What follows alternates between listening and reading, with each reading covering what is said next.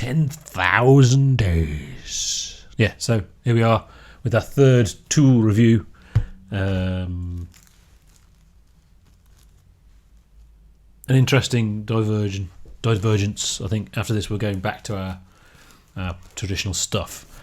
But yeah, that's the packaging, and that's the CD, which is awesome. But I hate this. I hate the fact that ultimately, I mean, I can't keep. You could keep it. I'm not going to keep it, but I'm throwing that away. I mean, I like the idea of not having the band title. Oh, actually, it is on there. Yeah, but I hate that. I hate the fact that's going to be thrown away. And I know I don't have to throw it away. I could keep it. I could do this or something. But I'm not going to, am I? I'm going to throw it away. That's annoying. But, oh man. Look. Goggles. There's 3D goggles and you can look through and stuff happens. It doesn't work because I've got weird eyes, but there's all pictures. And I think they're pictures of the band, are they? I think there's like 4 pictures in each of the band, maybe. Oh, wow, weird. Is that 3D? Or something. I don't know. There's one of them where there's 2 pictures. So I could imagine on a gatefold that'd be pretty epic. I know, yeah. I wonder if you can get it on. Yeah. So some of these there's 2 pictures, so they must be 3D. It doesn't work for me. No, not me. Okay. Ooh. It still almost doesn't matter. It doesn't work. That's still awesome. Yeah, that's just so cool. Things like that. I like things like that. It's a window into the mind. It's exploring stuff. Something. Yeah. This is really good. This is a really good band.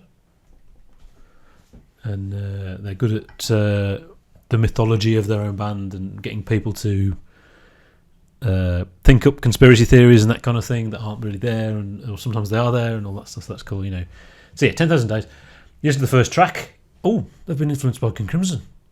That's been there all along, but it's in the guitar more now, I think. That's the change. I think the guitarist has moved forward quite a bit.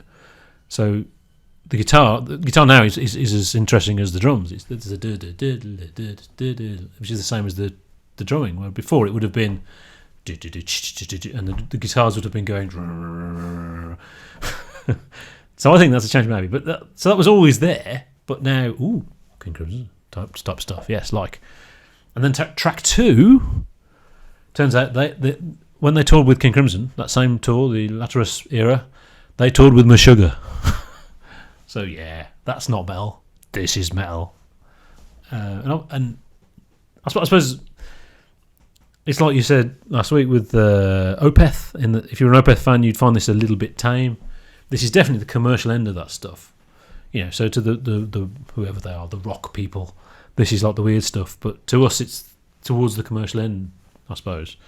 But big step up from the previous. It's essentially the same style.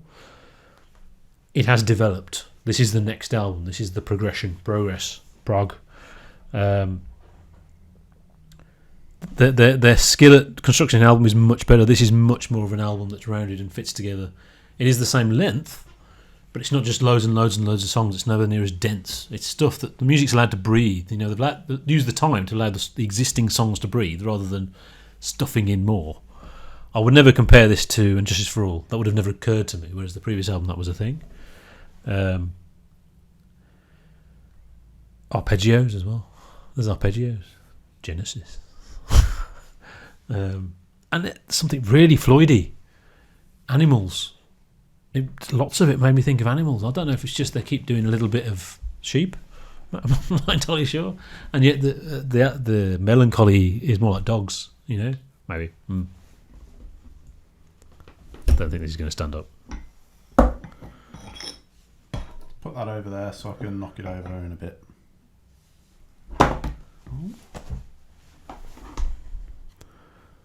Yeah. Oh, actually, can we do it's it? Looking at you. Looking at you, looking at me, looking through you, looking in the mirror, looking through time, take some drugs. Etc. Okay. Yeah, so normally when we do a band, there's a very clear sort of progression. It's like we're sort of talking about the second act of the band sort of thing. It starts off a little bit, I can see what they're trying to do, but it's not quite there. Then you review an album and say it is there, and you go, wow, that's good. And then you review the next album, it's like, yeah, but they've kind of lost it now. They're trying too much or whatever. Oh, it just sounds the same. Yeah. This is not really like that. There is a bit of, it does sort of change, and as you say, progresses, but it's not like as marked, I would say. It's a little bit more like, well, okay, there is changing, but it's not like, it's not like don't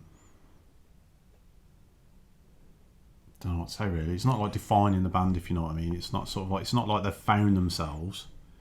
No, I think this is always there. they're on a journey though. That's the thing. This one comes after the last one, and the last one comes after the one before that. Right, a little bit of a journey then. Yeah.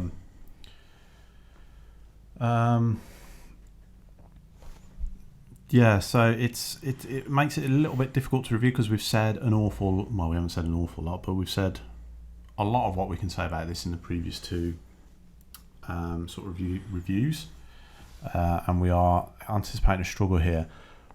What I could say is, if you take something like PFM, it's very obvious what a good PFM sounds like. Yeah. So, it's great musicianship, interesting yet sympathetic composition, lovely piano, maybe. Nice bit of piano. And I don't really think you can do that with Tool. If you were to say what makes a good Tool song, Polyrhythms. well, you start talking about production and stuff like that. Then you sort of like, it's well engineered, barely audible vocals. I do not care about the vocals at all. They're really low in the mix. I don't know if that's me zoning them out or they actually are low in the mix. I just do not care. Lyrics, yes. Vocals, no. Yeah. It's the same boring 3 notes. Yeah. Good bass playing, Yeah. jugga guitars. I don't know if it's really good production or what, but I've really found listening to the bass, listening to the drums, really the individual things happening. Loads of stuff going on. Mm-hmm. And you can probably also say that, they use a lot of heavy sounds without being heavy, which is, well, depending on the standard of heavy, that's the thing. Yeah. I don't think they're heavy. For the sounds they're using, it could sound a lot heavier. Yes. And I think that is a kind of achievement, really. Actually, their softer bits are better, I think. I think they're the best parts of the album when they go a little bit soft and a little bit ambient. Although they got a bit of criticism, I think, for the ambience on this. But that's not really, it's not really prominent. There are lots of bands like that use those sounds. Yes. Have good bass, have good production, well engineered sound. That's not really, you can't say that's specific to Tool. And there are other bands like that. I would say, like, for example, I find it very difficult to define what makes a good Magma song. Whoa, that is, that's a whole other level of, But so Magma, they're probably on the same bridge, but like, these are just pushing on OT3, and Magma are in OT8, and they're in the archives looking for some secret manuscripts. Talking about aliens, volcanoes or something. So that makes this, you need that to be that interesting. To pull that off, and they're not that interesting. Having said that, I find it very difficult to find a track on here that I actually don't like, that I could actually say I don't like that. They all start off pretty interesting. I went through and I put notes on practically everyone. That sounds pretty good actually. I think I got to Writing 2, bit boring. Yeah. Which was the penultimate track. That's probably the first one I thought was a little bit boring. And I think that might be an American thing. I think American bands, certainly from the production side, work quite hard to think about the album from the audience's point of view. So as an aside, Joe Rogan recently interviewed the Black Keys, and I'd never heard of the Black Keys, and it was an interesting interview, so I went to listen to it. It's not my type of music. It is rock, but it's not really my type of music. But actually, I found I liked it. Mm-hmm. Well, not liked it. I tolerated it. What? I could listen to it, put it on, and I wouldn't be wanting to turn it off, if you know what I mean. So what's the genre? What does it sound like? It's American rock, Oh, okay. basically. Yeah, yeah. And I think what it is the bottom. They spend a lot of time thinking about the audience and getting something out which isn't going to turn people off. Yeah, because they're thinking about who's going to listen to this. Whereas other bands that we generally listen to, it's a piece of art, man. This I'm expressing myself. This is what I got. If you don't like it, tough. But this is what I've got to say. Yeah. Right, and they're the opposite, right? Yeah, okay, they're the opposite. They're sort of Pandering to an audience, and yeah. focused on the audience. Which means the rubbish stuff isn't that rubbish, but it doesn't necessarily push the good stuff up. Yes, equally as high. It's all going to end up somewhere in the middle. Yeah. I think that's Tool basically. It's lots of very reasonably good stuff. It never pushes onto the oh my god, that's amazing. Right, yeah. So I bet you're right. Yeah, and that they're too trapped in their audience and their expectation and the commercial world they came from. However much they reject it. Yeah, it's sort of it's almost embedded in the culture. I would have thought. I think it's a cultural thing. It's not something that they're thinking, what are the audience going to make of it? I just think it's naturally it just tends that way. I bet they're actually fighting against that, but Probably. it's so entrenched that to us it doesn't sound very doesn't sound experimental or anything like that. No. It's just very good rock music with loads of stuff going on. That's quite complicated. Yeah. I actually quite like Tool, but I don't love them. This is... Yes, I'm the same. Yeah. Yeah. It's been an interesting run, but I'm not, Yeah, not sold on them. Not 100%. I'm not going to... We've heard most of their albums now, anyway. Yeah. I think they've got one more, haven't they? Yeah, it was new. Is it August this year? Or September? Maybe September. Yeah. Well, actually, of course, Geiger. Brain salad surgery. It's like I said, that everything they do has these pointers to, look, we're prog. We're not that boring 90s stuff. And I think there's a big effort to... No, we're this. This is what we are. Well, yeah, I think one of them said... you mentioned Jambi, the second track. Mm. One of them says, there's moments in that remind us of Meshuggah because we were touring with Meshuggah sort of thing. And yeah, but it's nowhere near... Okay, to play along, for me to play along with the Meshuggah song takes me a while because I've got to sit there and okay, that bit's really fast. It's not like learning to play something complicated, or you've got to learn the thing. You've just got to sit there and so it's technique. You're learning the technique. How fast can you do that? And that doesn't do that. It just goes. So you can learn the rhythm. You can do it. So it's not.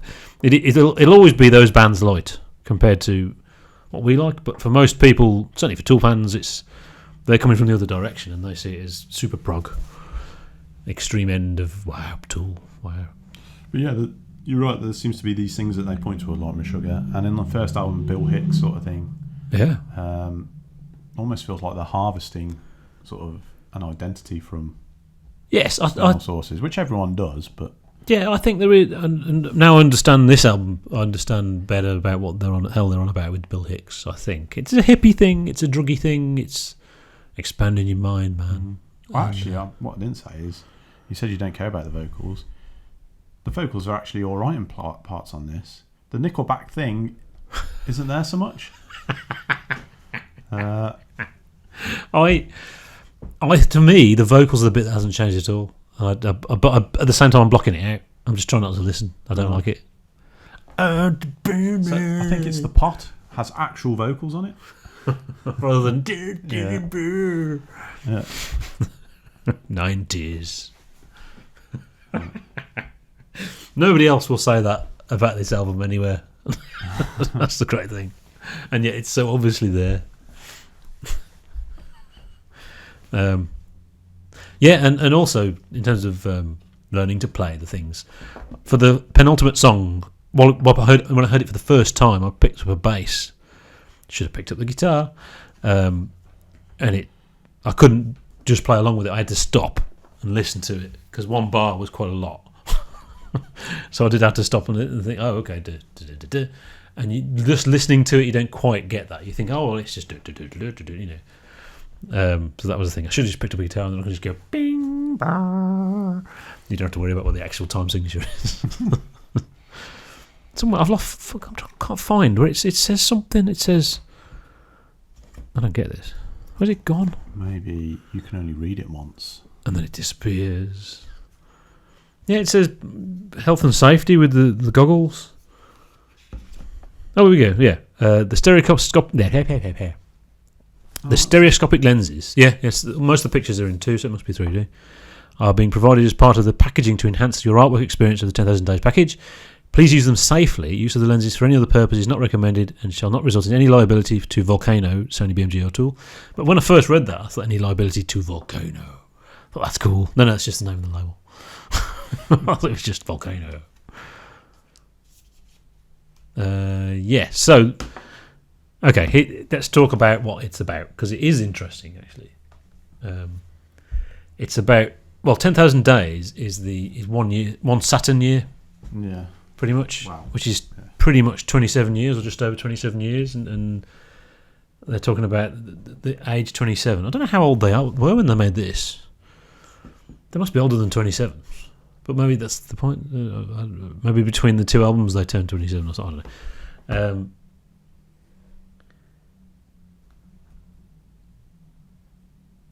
Yeah, so the idea is about that age, maybe a little bit older, is when you grow up, and there's a time when you can either become dead inside or sort of lose your inhibitions and all the crap from your childhood and awkwardness of youth and be free and live life and all that stuff.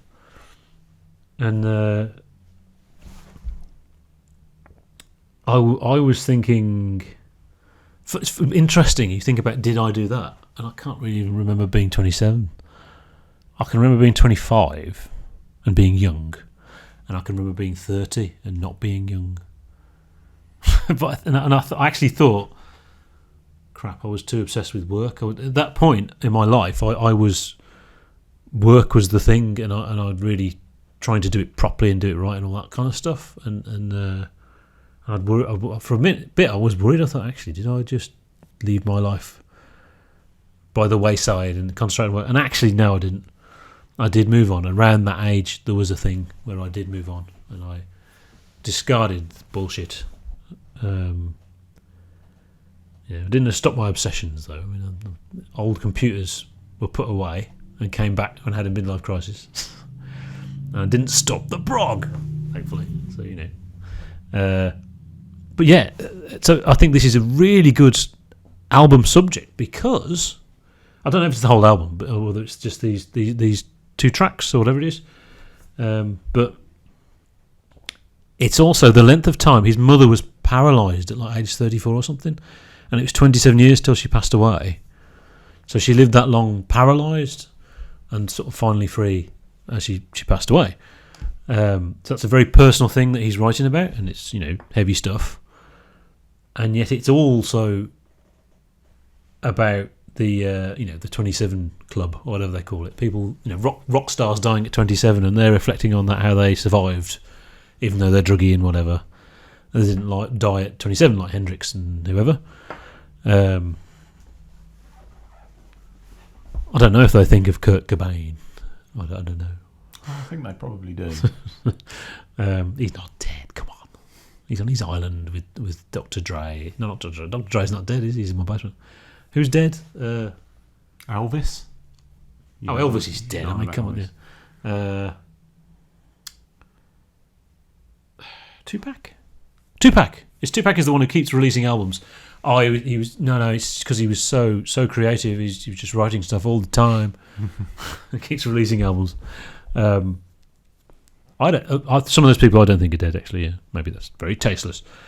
So there's that, but also it's a universal thing about growing up and needing to let go of your youth, and that's universal. So it's that perfect mix of Dark Side of the Moon and Wish You Were Here, of the very personal and the very universal. So it's a really good concept. I don't know if it's the whole album because I don't listen to the vocals. The lyrics are available online apparently. They don't like putting them in here because obviously it ruined the awesome packaging.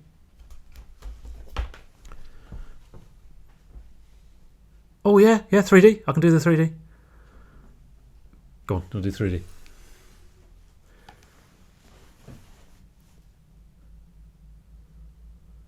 Nope. You can't do it. You have to sort of go cross-eyed a little bit, and you have to sort of focus on something in the middle, maybe. Nope. That's weird. I suddenly knew how to do it. Wow. Maybe afterwards. Give me a couple of hours. Crossing my eyes. Yeah, there you go. So it is interesting that the time there was complaints, it just sounds like Tool. Why are they just doing the next Tool album? They're tooling, which I think is a bit disingenuous. There was a change, but it wasn't. Yeah, well, what are you going to? They're going to suddenly sound like Yes. I mean, well, what? I don't understand. You've got different styles now. Well, it would actually fit with the theme. Of growing up. You know, you would expect with that theme there to be a change in the music. Well, the guitarist has, but the drums were already very sophisticated, so they're just doing what they're doing, and the vocals are the same. Well, you thought they're different, actually, didn't you? So I don't know, maybe. I think it's not prog. It should be a journey. That's the point. That's why you listen to bands rather than it's cool to only listen to one song by a band and then listen to another band. You hear the journey they go through, but it's not just now they've done a country album.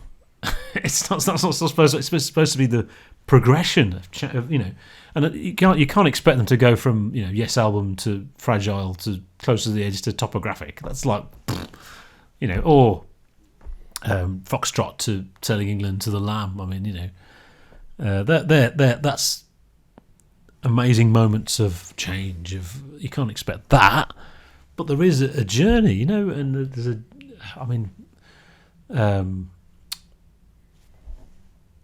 okay, Led Zeppelin 2, Led Zeppelin 3, 4, Hazards of the Holy, Physical Graffiti.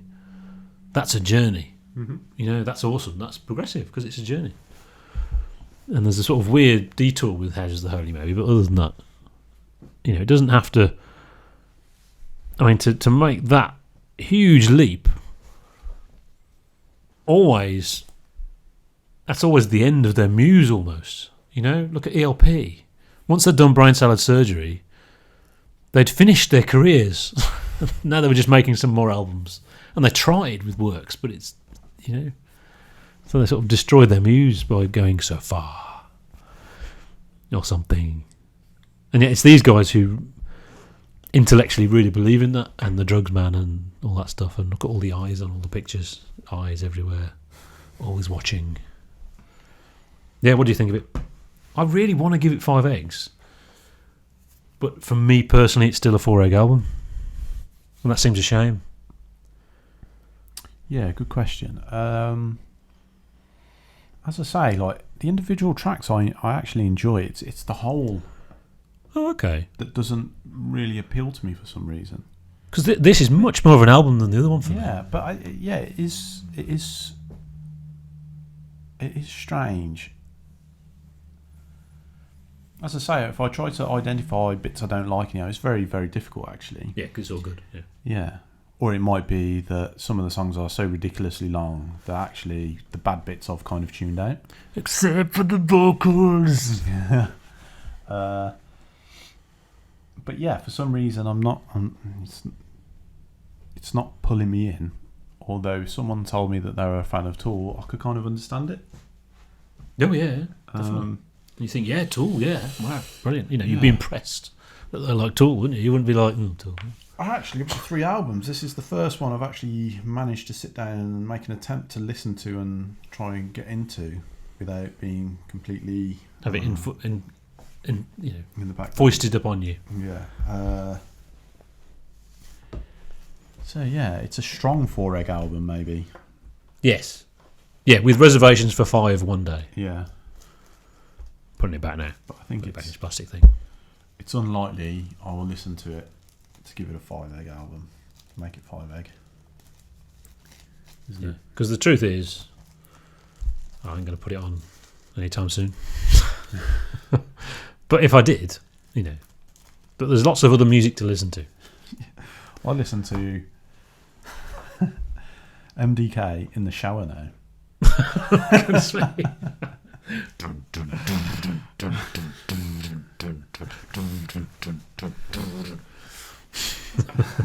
That's just awesome. Mad, isn't it? You should put on what's it called? The last 60 last. What's it called? The last minute? The last 10 minutes? I can't remember the name of the song. You should want to do Average Shower really quick. Yeah, I know the beginning of MDK really well. Yeah, I mean, Anyway. and that's not fair. You know, by invoking something like magma is not fair. This is awesome music, you know, and we shouldn't. You can't magma, bloody hell, you know. Yeah, but this is great music. This is good music. It's a good band, and if you like that kind of thing, you should definitely explore it. I think that's the best one. Yeah, I agree. Yeah. I agree. Cool, great stuff.